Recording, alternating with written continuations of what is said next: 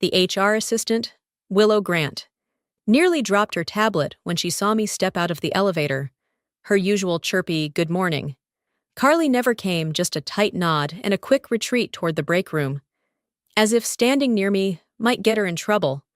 Asteron Dynamics always smelled like burnt coffee layered over lemon disinfectant, that mix of stress and surface-level cleanliness every corporate building seems to master. I'd spent 9 years here in infrastructure compliance, living inside timestamp logs, certification chains, and federal reporting requirements that nobody cared about until something went wrong. Precision was my entire job. I tracked the details that kept us legally afloat. At 9:03, my phone chimed, Sender HR Operations Subject Policy Violation, Immediate Action Attachment, IMG 7824.png.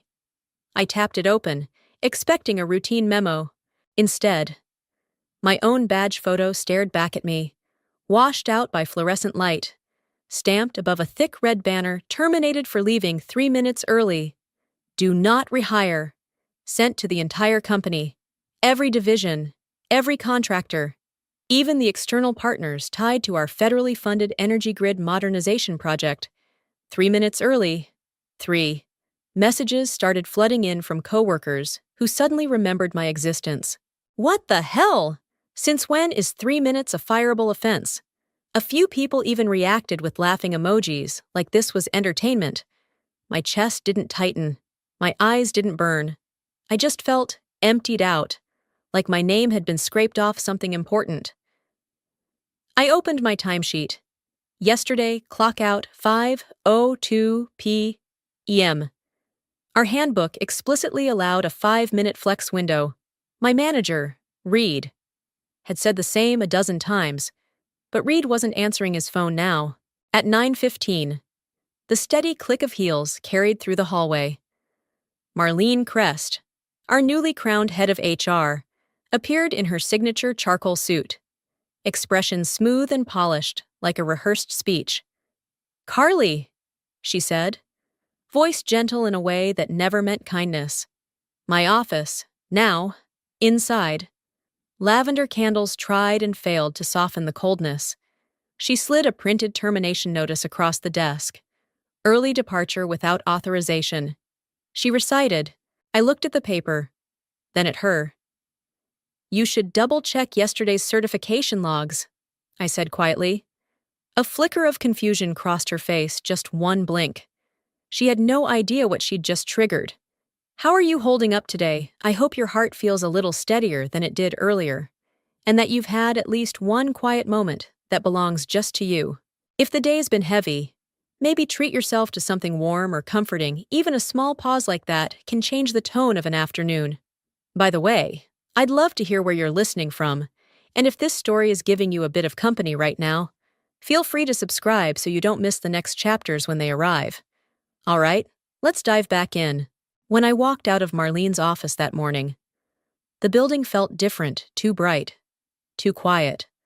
Like the fluorescent lights were holding their breath. People pretended to stay focused on their screens, but their eyes kept drifting toward me. Some offered the kind of sympathetic nod usually reserved for funerals. Others stared with thinly veiled curiosity, like I'd become a walking cautionary tale. I didn't pack a box, didn't give a speech, didn't even look back. I just took my bag and walked out of Asteron Dynamics for what should have been the last time. The parking lot wind felt colder than usual. My phone buzzed nonstop messages from coworkers, a missed call from legal, even a confused text from one of our federal liaisons asking if everything was all right on my end. I ignored them all, drove home in silence, and let the quiet settle over me like a blanket I wasn't sure I wanted. My apartment was small, but familiar soft lamplight, a slightly crooked bookshelf, and the hum of old pipes in the walls. I made tea I didn't drink and sat at my desk, staring into nothing. I wasn't angry. Not yet. Mostly. I felt displaced, like someone had rearranged the furniture in my life without asking permission. Eventually, out of habit more than intention, I opened my laptop and tried logging into my old Astron portal. And the system let me in. My badge access was dead. My payroll account was frozen. And my ID photo had been publicly stamped with "Do Not Rehire." But my compliance clearance still active, still fully functional, still tied to every federal document I'd touched in the last 6 months. Asteron had forgotten the most important part of offboarding a compliance officer revoke credential signatures. My heart didn't race. It simply steadied. I pulled up the certification logs Marlene had submitted yesterday, the same ones she bragged about finalizing ahead of schedule. Each one displayed the same signature line, "Authorized Certifier Carly Foster," except the timestamp was 1 hour after my badge was deactivated. Asteron had used the credentials of a terminated employee to file documents for a federal infrastructure grant, a violation so elementary, so reckless, that any oversight agent could spot it instantly. And apparently, one already had. Sitting at the top of my inbox was a new unread email. From Office of Federal Infrastructure Oversight Subject Verification Request, Asteron Dynamics, Submission Body. Please confirm your involvement in the attached documents. My fingers hovered over the trackpad. They fired me over 3 minutes. But this was the kind of mistake entire departments get dismantled for. I took a slow breath. Asteron Dynamics had triggered a federal audit before lunch, and they had no idea it was coming. If you look closely, there's a hidden signal right within this frame. I didn't answer the oversight email right away. Not because I was afraid, but because I needed to understand the scope of the damage Asteron had already done to itself. I opened the metadata panel for the attached federal forms, tracing the audit trail line by line. It was all there in black and white, the upload originating from Asteron's central server. The certification completed under my name, and the timestamp showing I was, according to their own HR logs, no longer an employee at the moment of submission. Federal systems don't care about office gossip or HR egos. They care about signatures, authorization chains, and compliance integrity. And Asteron had just snapped one of the most crucial chains in half. I leaned back and let the reality settle.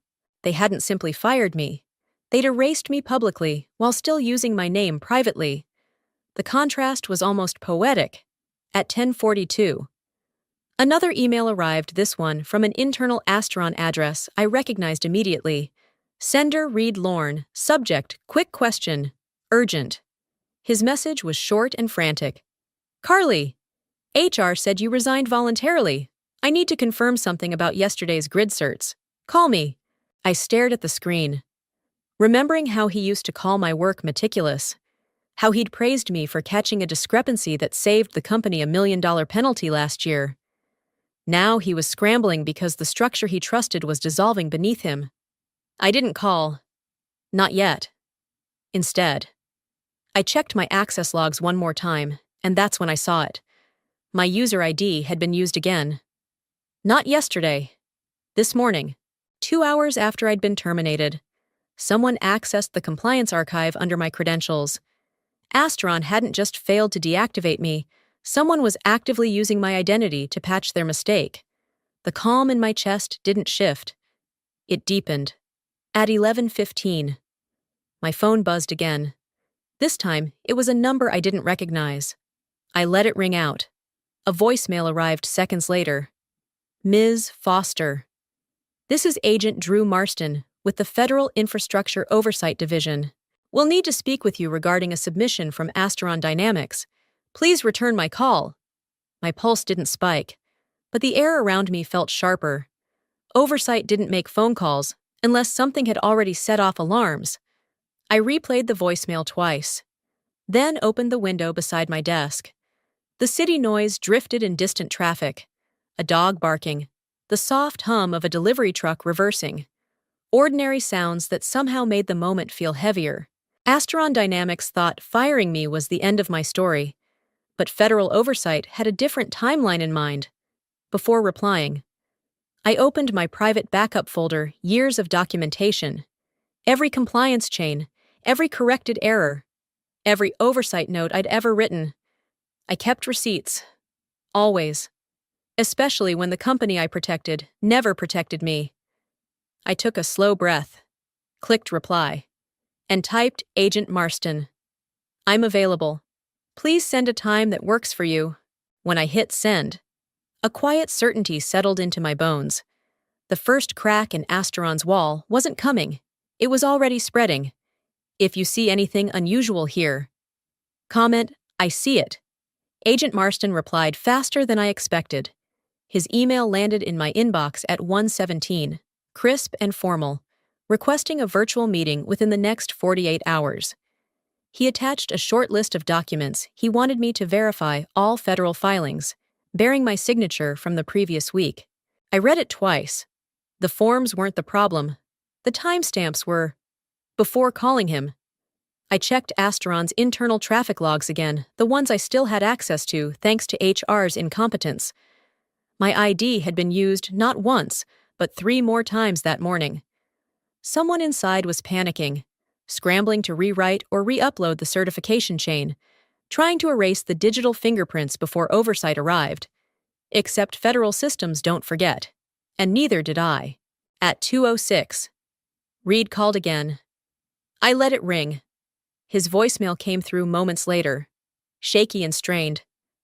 Carly, please. Something's wrong with the certs. HR isn't answering. Legal says there's a discrepancy. If you know anything, call me back, please. I almost felt bad for him. Almost. By 3:15, another message arrived. This one from an unexpected sender, Mara Keaton Jr., systems analyst.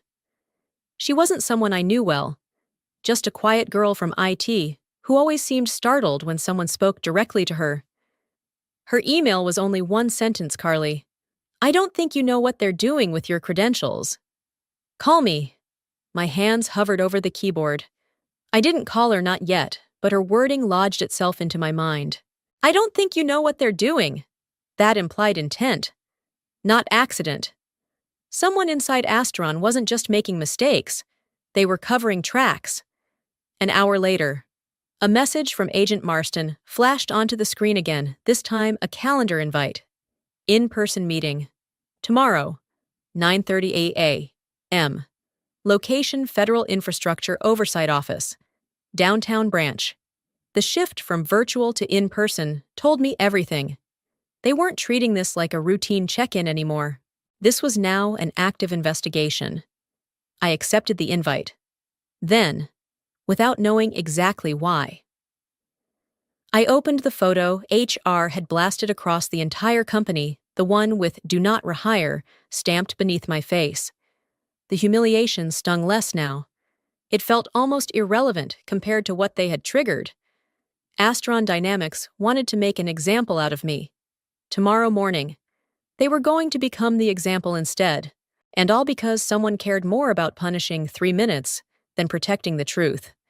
The next morning, I woke before my alarm. Not out of anxiety, the opposite. My mind felt oddly clear, as if some quiet part of me had already accepted what was coming. I dressed simply, poured tea into a travel mug, and left my apartment while the sky was still a soft gray. The Federal Oversight Office downtown was a glass building with mirrored panels that reflected the early light back at the world. Inside, the air was cool and still, like everything had been designed to prevent distractions. A receptionist directed me to the 4th floor, where a single conference room door waited open. Agent Drew Marston stood inside, flipping through a binder thick enough to qualify as evidence on its own. He looked younger than I expected, early 40s. Sharp eyes, an expression that revealed nothing and missed nothing. Ms. Foster, he said, offering a firm handshake. Thank you for meeting on short notice. I took a seat. He slid a set of printed documents toward me. These are the Asteron submissions filed under your credentials, he said. Before we proceed, I need verbal confirmation. Did you sign or authorize any of these after your departure yesterday? No, I answered. I was terminated at 9:15. My access should have been revoked immediately. His eyes flicked to the timestamp logs printed on the page. Yet your ID was used at 10:58, again at 11:34, and again at 12:10. The weight of those times settled between us. Asteron Dynamics claims a system delay, he added. Voice even. But a delay doesn't explain new uploads. He turned another page. And it certainly doesn't explain why the HR department distributed your termination notice externally while your name remained on active federal submissions. I didn't speak. I didn't need to. The facts were speaking for me. Marston closed the binder gently, as if sealing the truth inside. I'll be visiting Astron's headquarters this afternoon, he continued. Before I do, I need to know if there's anything else you feel I should be aware of. For a moment, I hesitated. Then I opened my bag and placed a flash drive on the table, years of backup logs, emails, timestamp histories, discrepancies I had quietly fixed, and notes documenting repeated shortcuts Astron had taken long before yesterday. His eyebrows lifted slightly, just enough to register. That, he said quietly, will be very helpful when the meeting ended. I stepped back into the hallway and exhaled slowly. The air felt different now, not lighter, not heavier, just honest. Astron Dynamics had crossed a line. Today, the line would finally draw itself around them. Most people stop here, but the truth lies in the next part. Agent Marston didn't waste time. By the afternoon, Astron Dynamics was already buzzing with whispers. I wasn't there to see it, but the updates came fast, first from an old colleague in accounting, then from Mara in systems, and finally from a number I didn't recognize but instinctively trusted. The messages all said the same thing: he's here, at 1:42. Marston walked through Astron's glass doors, binder under his arm, expression unreadable. Employees parted around him like he was a ripple moving through still water. HR tried to stall him, they always do, but oversight agents operate under federal authority. Stalling only makes things worse. By 1:50, he was in the boardroom, and by 1:53, the panic had begun. According to Mara, typing furiously from a hidden spot near the server room, Marston placed the binder on the long oak table and asked a single question: who uploaded federal documents under Ms. Foster's credentials after her termination? And silence. Then the sound of someone swallowing hard. Marlene, in her perfect charcoal suit, started with the script. There must have been a system delay. Marston opened the binder to the timestamp logs. Delays do not produce new uploads, he said calmly. Reed reportedly tried to shift the blame. It might have. Mara texted me, Reed looks like he's melting. Then legal stepped in. Astron's senior counsel, Damon Crowell. He adjusted his tie, cleared his throat, and attempted the oldest corporate trick in the book: drown the problem in jargon. Agent Marston. Administrative carryover may have resulted in temporary credential echo. Marston closed the binder. A deliberate, quiet sound that cut through the room. Mr. Crowell, he said, your company used a terminated employee's signature on active federal certifications. That is not carryover. That is falsification, according to Mara. The entire boardroom froze. Marlene tried the last refuge of cornered executives' indignation. This all started because Ms. Foster violated company policy. Marston didn't blink. She left 3 minutes early, he said. Your HR department then circulated a termination notice to external partners, while simultaneously using her credentials on $6 million worth of federal filings. He let the weight of that hang. What you call policy enforcement. He continued. The federal government calls a breach of certification integrity. The room went silent. Then he delivered the blow, effective immediately. All Astron Dynamics infrastructure contracts will be suspended, pending a full audit review. Expect a formal notice within 48 hours. Mara wrote. Crowell went gray. Reed put his head in his hands.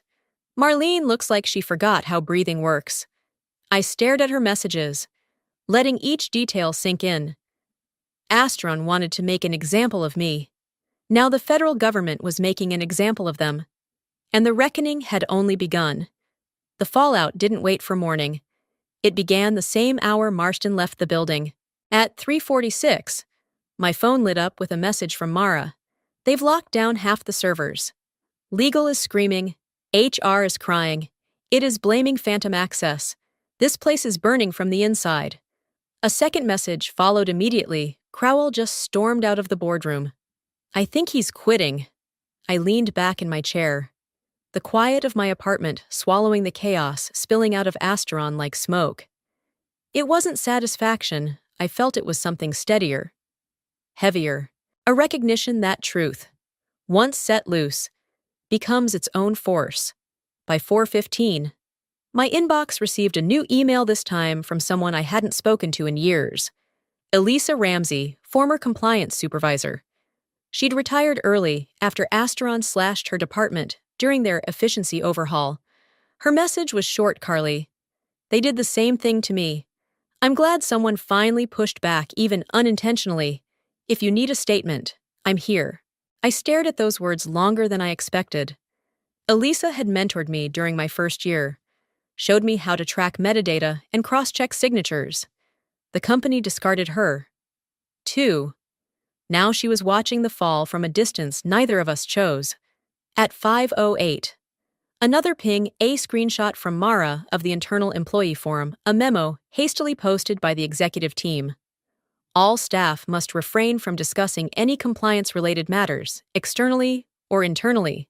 Any inquiries should be directed to senior leadership. Mara added, they're pretending this isn't a disaster. People are panicking. Some are deleting chats. Some are even whispering about layoffs. Then, unexpectedly, another message appeared on my screen, this one from Reed. Reed, Carly. I'm sorry. I didn't know HR went that far. I didn't know they used your credentials. Please believe me. I didn't type anything for a long time. Then I wrote Reed. This isn't about apologies. It's about responsibility. He replied instantly. Can you at least tell me what the federal agents found? Everyone here is terrified. We might lose everything. I read it slowly, letting his fear settle. Asteron had gambled that humiliating me was easier than respecting me. They thought 3 minutes mattered more than the truth. Now truth was knocking on their locked doors. By 6:20, another text from Mara arrived, Carly. They're calling an emergency all-hands meeting tomorrow. Everyone has to attend. Leadership looks like they aged 10 years in 2 hours. Then she added one final line that stayed with me. They keep saying your name, but no one dares reach for blame anymore.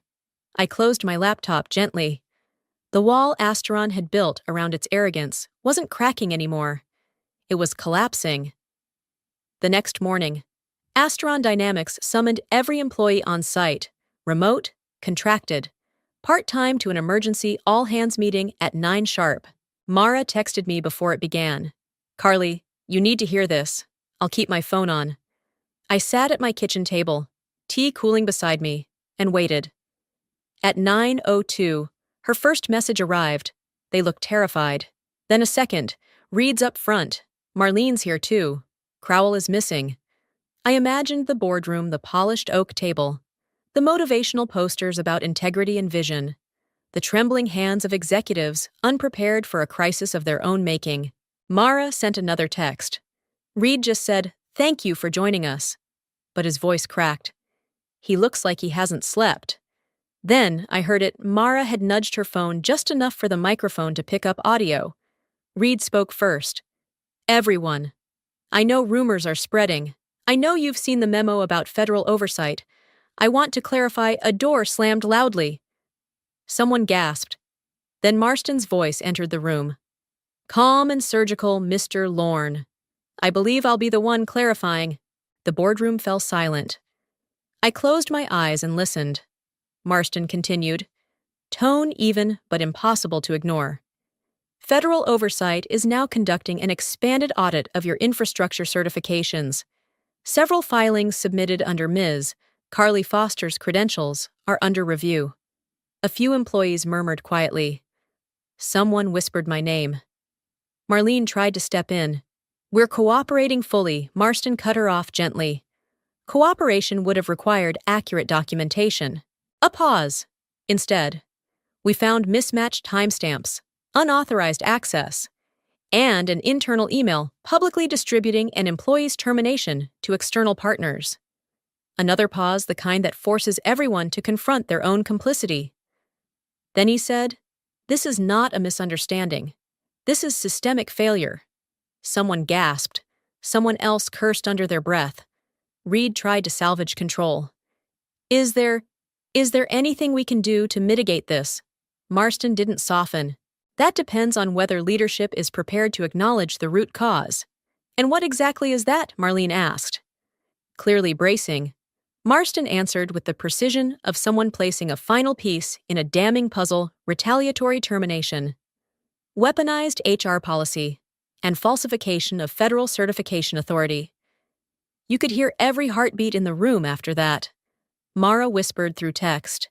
People are staring at Marlene like she set the building on fire. Then her final message arrived: Carly. He's recommending temporary removal of the entire compliance chain. They're losing control of the narrative. I sat back in my chair, letting the words wash over me. Asteron Dynamics had built its empire on rigid rules and fear. Now fear had turned around and grabbed them by the throat. For the rest of the morning, Mara's messages came in waves, some frantic, some stunned, all describing a company unraveling in real time. At 10:19, she wrote, "They've pulled Marlene into a side room." 2 board members followed. "Reed looks like he's about to be sick." Then, 5 minutes later, a memo just dropped. Effective immediately, all certification activities paused. All compliance accounts locked. Even senior leadership lost access. I stared at the screen. That kind of internal freeze only happened when a company feared the next keystroke could be incriminating.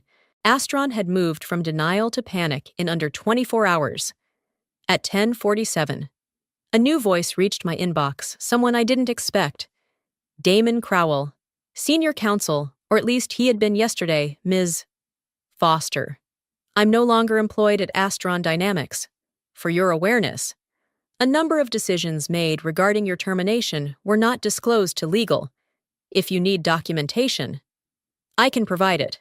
I read it 3 times. He wasn't protecting me. He was protecting himself. But the shift in tone meant something important. The people who once felt untouchable were now looking over their shoulders.